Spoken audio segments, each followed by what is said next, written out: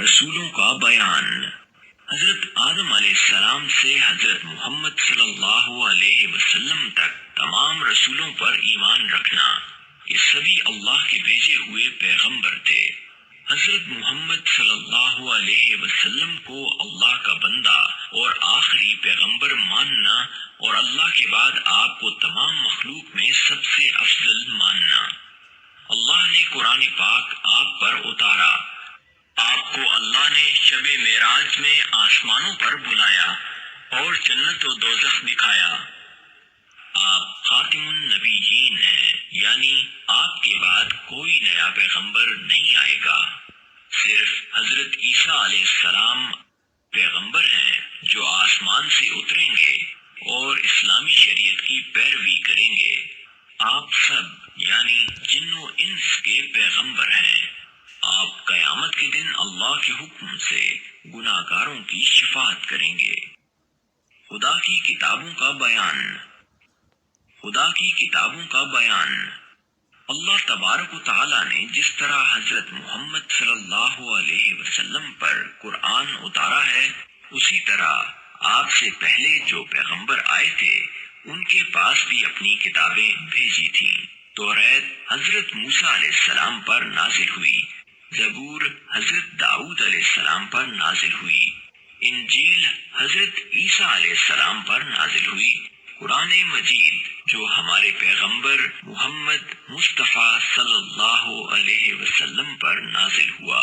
صحیفوں کی تعداد معلوم نہیں، ہاں کچھ صحیفے حضرت آدم علیہ السلام اور کچھ حضرت شیس علیہ السلام پر اور کچھ حضرت ابراہیم علیہ السلام پر نازل ہوئے۔ ان کے علاوہ اور بھی صحیفے ہیں جو بعض اور پیغمبروں پر نازل ہوئے۔ اللہ کے فرشتوں کا بیان۔ اللہ کے فرشتوں کا بیان۔ فرشتے خدا تعالیٰ کی ایک مخلوق ہیں، نور سے پیدا ہوئے ہیں، ہماری نظروں سے غائب ہیں، نہ مرد ہیں اور نہ عورت، خدا کی نافرمانی اور گناہ نہیں کرتے۔ جن کاموں پر خدا تعالیٰ نے مقرر فرما دیا ہے انہی میں لگے رہتے ہیں۔ آسمان اور زمین کے سارے کام فرشتوں کے ذمے ہیں۔ جیسے جبریل علیہ السلام اللہ کے پیغام، احکام اور کتابیں پیغمبروں کے پاس لاتے تھے، اسی طرح حضرت میکائیل علیہ السلام تمام مخلوق کو روزی پہنچانے اور بارش وغیرہ کے کام پر مامور ہیں، اور بے شمار فرشتے ان کی ماتحتی میں کام کرتے ہیں۔ بعض بادلوں کے انتظام پر مقرر ہیں، بعض ہواؤں پر مامور ہیں، بعض دریاؤں، تالابوں، نہروں پر مقرر ہیں، اور ان تمام چیزوں کا انتظام اللہ کے حکم کے موافق کرتے ہیں۔ حضرت اسرافیل علیہ السلام قیامت کے دن سور پھونکیں گے اور حضرت عزرائیل علیہ السلام مخلوق کی جان نکالنے پر مقرر ہیں، اور ان کی ماتحتی میں بے شمار فرشتے کام کرتے ہیں۔ نیک بندوں کی جان نکالنے والے فرشتے علیحدہ ہیں اور بدکار آدمیوں کی جان نکالنے والے علیحدہ ہیں۔